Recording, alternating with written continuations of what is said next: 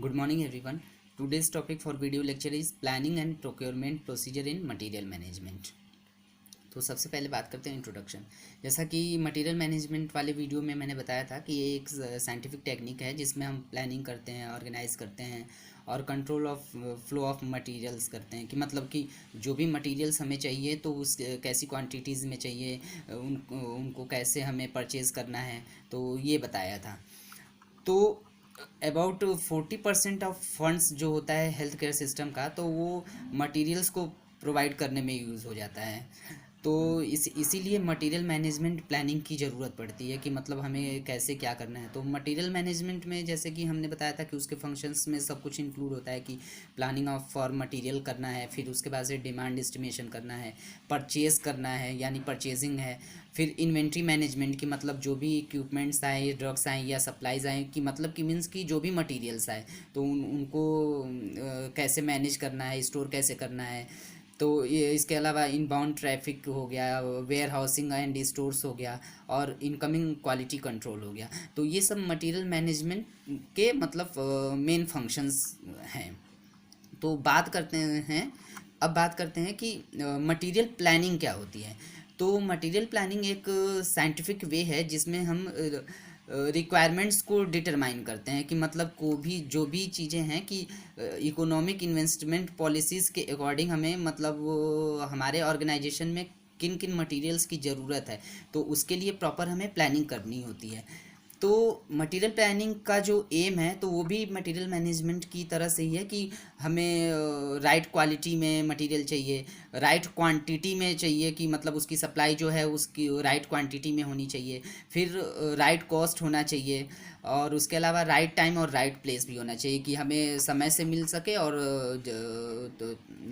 हमें जब ज़रूरत तुरंत हमें मिल सके। तो मटेरियल मैनेजमेंट प्लानिंग के पर्पजेज़ भी वही हैं कि हम इकोनॉमी इन परचेजिंग को गेन कर सकते हैं। इसके अलावा हम डिमांड को सेटिस्फाई रख सकते हैं। इसके अलावा हम अपने अपने ऑर्गेनाइजेशन में मटेरियल का रिजर्व स्टॉक रख सकते हैं। फ्लक्चुएशन इन कंजप्शन को हम स्टेबलाइज कर सकते हैं। तो ये सारे पर्पजेज़ हैं मटेरियल मैनेजमेंट प्लानिंग के। अब बात करते हैं कि मटेरियल मैनेजमेंट के ऑब्जेक्टिव्स क्या हैं। तो सबसे पहले प्राइमरी ऑब्जेक्टिव्स में है कि राइट प्राइस होना चाहिए, हाई टर्नओवर होना चाहिए, इसके अलावा लो प्रोक्योरमेंट एंड स्टोरेज कॉस्ट होना चाहिए, कंटिन्यूटी ऑफ सप्लाई होनी चाहिए, कंसिस्टेंसी इन क्वालिटी के लिए या गुड सप्लायर रिलेशंस के लिए। और सेकेंडरी ऑब्जेक्टिव्स जो हैं तो उसमें ये है कि डेवलपमेंट ऑफ पर्सनल हो सकता है, गुड इंफॉर्मेशन सिस्टम हो सकता है, फॉरकास्टिंग हो सकती है, इंटर डिपार्टमेंटल हारमनी या प्रोडक्ट इम्प्रूवमेंट हो सकता है, स्टैंडर्डाइजेशन हो सकता है, इसके अलावा मेक और बाय डिसीजन हो सकता है, न्यू मटेरियल एंड प्रोडक्ट्स हो सकते हैं, और इसके अलावा फेवरेबल रेसिप्रोकल रिलेशनशिप हो सकता है। तो ये सारे मटेरियल मैनेजमेंट के ऑब्जेक्टिव्स हैं। अब हम बात करते हैं कि मटेरियल मैनेजमेंट प्लानिंग के कुछ बेसिक प्रिंसिपल्स हैं। तो मतलब कि इफ़ेक्टिव मैनेजमेंट और सुपरविज़न होता है तो वो मैनेजरियल फंक्शन पर ही डिपेंड होता है कि वो कितना अच्छा है। तो क्या क्या कितना अच्छा है बात करते हैं। तो इसमें सबसे पहले आता है प्लानिंग कितनी अच्छी है, या ऑर्गेनाइजिंग क्या है, स्टाफिंग क्या है, डायरेक्टिंग कैसा है, कंट्रोलिंग कैसा है, रिपोर्टिंग कैसा है, बजट जो बना है, बजटिंग भी ज़रूरी है क्योंकि मटेरियल मैनेजमेंट में बजटिंग का भी एक अहम रोल है। इसके अलावा साउंड परचेजिंग मेथड होना चाहिए, skilful and hard poison negotiation भी होना चाहिए, और इफ़ेक्टिव परचेज सिस्टम होना चाहिए। इसके अलावा अदर कोस्ट जो हैं उनको एक्स्ट्रा खर्चेज को नहीं बढ़ाना चाहिए, और इसके अलावा जो सिंपल इन्वेंट्री कंट्रोल प्रोग्राम होना चाहिए। इन्वेंट्री कंट्रोल प्रोग्राम और इन्वेंट्री कंट्रोल के बारे में हम आगे के वीडियोस में पढ़ेंगे। अब हम बात करते हैं कि मटेरियल प्लानिंग की टेक्निक्स क्या होती हैं। तो टेक्निक्स में दो मेन टेक्निक्स हैं कि बिल ऑफ मटेरियल टेक्निक हो सकता है या पास्ट कंजम्पशन एनालिसिस टेक्निक हो सकता है। तो बिल ऑफ मटेरियल टेक्निक ये सिंपलेस्ट टेक्निक है मटेरियल प्लानिंग की। तो इसमें ये मोस्टली इंजीनियरिंग या इंडस्ट्रीज़ वगैरह में आइडियली ये सूट करती हैं ऐसी। तो और ये टेक्निक जो है वो डिमांड फॉरकास्ट पे बेस्ड होती है। पास्ट कंजप्शन एनालिसिस टेक्निक जो है, तो मतलब कि पास्ट का हम इसमें फ्यूचर प्रोजेक्शन को मेड करना होता है पास्ट कंजप्शन डाटा के अकॉर्डिंग। तो इसमें हम statistical tool like mean, median, mode and standard deviation use कर सकते हैं कि मतलब पास्ट कंजप्शन हमारे यहाँ क्या रहा, और ये मेथड्स भी यूज़ किए जाते हैं। अब हम बात करते हैं कि मटेरियल मैनेजमेंट प्लानिंग के एलिमेंट्स क्या हैं। तो सबसे पहले है कि डिमांड एस्टिमेशन, कि जो भी items, large number of items हमारे जो हॉस्पिटल में यूज़ किए जा रहे हैं, तो उसका मतलब डिमांड क्या है। जो भी हमारे यहाँ आइटम्स हैं, इक्विपमेंट्स हैं, ड्रग्स हैं, सर्जिकल इंस्ट्रूमेंट्स हैं या अप्लायंसेज हैं, कुछ भी हैं, तो डिमांड एस्टिमेशन सबसे पहले ज़रूरी है। इसके बाद आता है कि आइडेंटिफाई द नीडेड आइटम्स, क्या क्या सबसे ज़्यादा ज़रूरी है तो उसको आइडेंटिफाई करना है। इसके बाद से calculate from the trends in consumption, उसको ट्रेंड्स इन कंजम्पशन को कैलकुलेट करना है। इसके लिए हम पास्ट कंजम्पशन का हम रिव्यू ले सकते हैं। इसके बाद से रिसोर्सेज कॉन्स्टेंट्स को रिव्यू करना है कि मतलब अवेलेबिलिटी ऑफ फंड्स इसमें आता है। इसके बाद से प्रोक्योरमेंट प्रोसेस को हम प्लान करते हैं। अब हम बात करते हैं कि कौन कौन से प्रॉब्लम्स हैं जो मटेरियल प्लानिंग को अफेक्ट कर सकते हैं। तो इसमें है कि कॉरपोरेट या गवर्नमेंट ऑब्जेक्टिव्स एंड प्लान्स द्वारा मटेरियल प्लानिंग जो है वो अफेक्टेड हो सकती है। इसके अलावा टेक्नोलॉजी अवेलेबल है या नहीं है, जो मार्केट डिमांड है, जो चीज़ हम चाह रहे हैं वो अवेलेबल है या नहीं है। Lead time and rejection rates होता है। इसके अलावा वर्किंग कैपिटल अवेलेबल है या नहीं है, नेचर ऑफ इन्वेंट्री रिक्वायर्ड, ये सारे प्रॉब्लम्स आ सकते हैं मटेरियल प्लानिंग में। इसके अलावा ओवरऑल मटेरियल पॉलिसी हो गया या इंफॉर्मेशन या डाटा अवेलेबल है, तो ये इससे भी मटेरियल प्लानिंग जो होता है वो अफेक्टेड हो सकता है। अब हम बात करते हैं प्रोक्योरमेंट की। ये तो था कि मटेरियल प्लानिंग हम कैसे करते हैं और क्या क्या प्रॉब्लम्स आ सकते हैं, उसके एम्स क्या होते हैं। अब हम बात करते हैं कि प्रोक्योरमेंट की मटेरियल प्लानिंग तो कर लिया, उसके बाद से हमको उसको ऑर्डर कैसे करना है। तो कई ऑर्गेनाइजेशन ऐसे हैं कि उनके पास डिटेल में रूल एंड रेगुलेशंस रखते हैं कि मतलब किसी भी मटेरियल को अगर वो ऑर्डर करते हैं तो उसके प्रोसीजर क्या हैं, तो ये प्रोक्योरमेंट के अंदर आता है।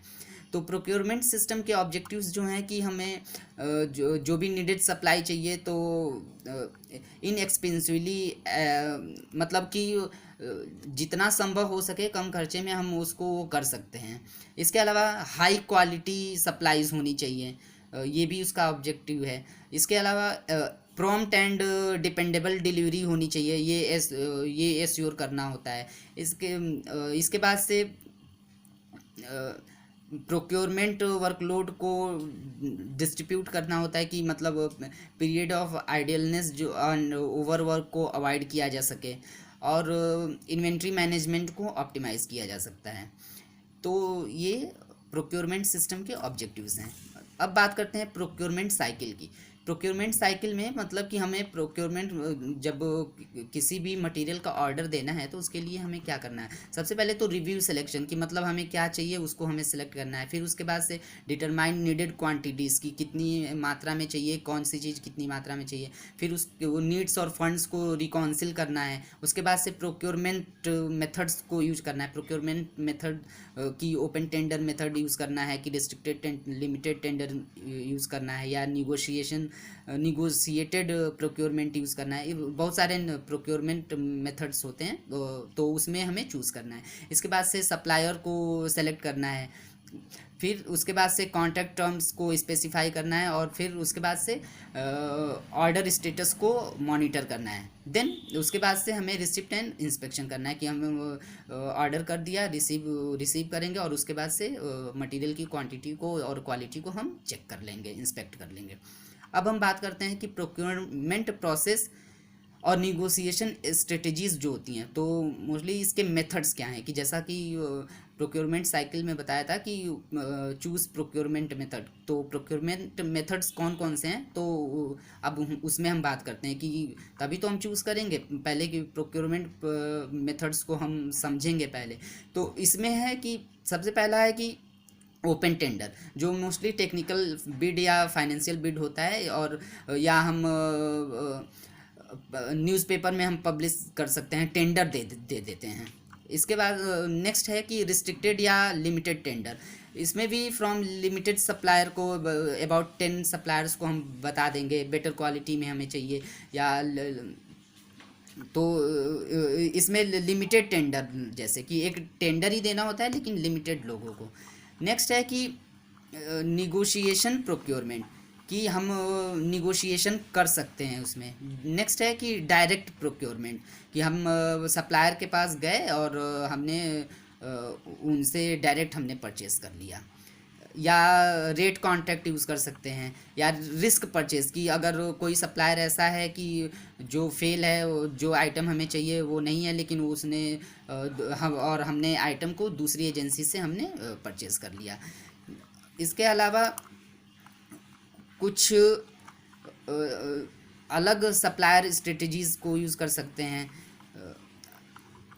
या हम कॉन्ट्रेक्चुअल सर्विसेज के थ्रू हम प्रोक्योरमेंट कर सकते हैं। अब हम बात करते हैं कि कौन कौन से ऐसे पॉइंट्स हैं जो हमें रिमेंबर करना चाहिए आर्टिकल्स को या इक्विपमेंट्स को, या जो भी मटेरियल्स हैं उनको परचेज़ करते टाइम। तो उसमें हमें प्रॉपर स्पेसिफिकेशन देख लेना चाहिए, ऑर्डर एक्नॉलेजमेंट ले लेना चाहिए। इसके अलावा कंपेयर कर लेना चाहिए उसके प्राइस पे, इंश्योरेंस वगैरह टैक्सेस वगैरह पे कंपेयर कर लेना चाहिए। क्वांटिटी और पेमेंट डिस्काउंट वगैरह के बारे में पहले बात कर लेना चाहिए। डिलीवरी पीरियड और गारंटी के बारे में पूछ लेना चाहिए। और वेंडर रिप्यूटेशन हमें पता रहना चाहिए। अब हम बात करते हैं कि जब भी जिस भी इक्विपमेंट्स को हम परचेज़ कर रहे हैं तो उसमें हमें क्या ध्यान देना चाहिए। तो मोस्टली अगर इक्विपमेंट्स वगैरह हम अगर लेते हैं तो वो लेटेस्ट टेक्नोलॉजी के होने चाहिए, रिप्यूटेड मैन्युफैक्चरर वाले होने चाहिए, मतलब ब्रांडेड होने चाहिए, लो ऑपरेटिंग कॉस्ट वाले होने चाहिए, और अवेलेबिलिटी होनी चाहिए उसकी, proper installation as per guideline होनी चाहिए उसकी। अब हम बात करते हैं स्टोरेज की, कि जो भी इक्विपमेंट्स आए तो उसका स्टोरेज हमें करेक्ट वे में करना है, प्रॉपर प्लेस में करना है। एक्सपायरी डेट वगैरह को चेकआउट कर लेना है, कि देख लेना है। Reserve bin should contain stock, मतलब कि जो भी इक्विपमेंट्स हमने मंगाया है तो उनको अल्फ़ाबेटिकल अरेंजमेंट भी कर सकते हैं, क्योंकि उससे ये होता है कि आइडेंटिफिकेशन करने में हमें सही रहता है कि कौन सा मटेरियल कहाँ रखा हुआ है। तो इसीलिए फाइल में मेंशन होता है, तो उस वजह से हम आराम से हम उस चीज़ को ढूंढ सकते हैं। इसके अलावा सेफ्टी स्टॉक में रखना चाहिए, कि मतलब स्टॉक जो है वो मेंटेन करके रखना चाहिए। और इशूज़ और यूज़ जो हैं वो सेंट्रलाइज या डिसेंट्रलाइज हो सकते हैं। तो आज मैंने प्रोक्योरमेंट के बारे में बताया और मटेरियल प्लानिंग के बारे में बताया। I hope you have understood the topic. Okay, thank you.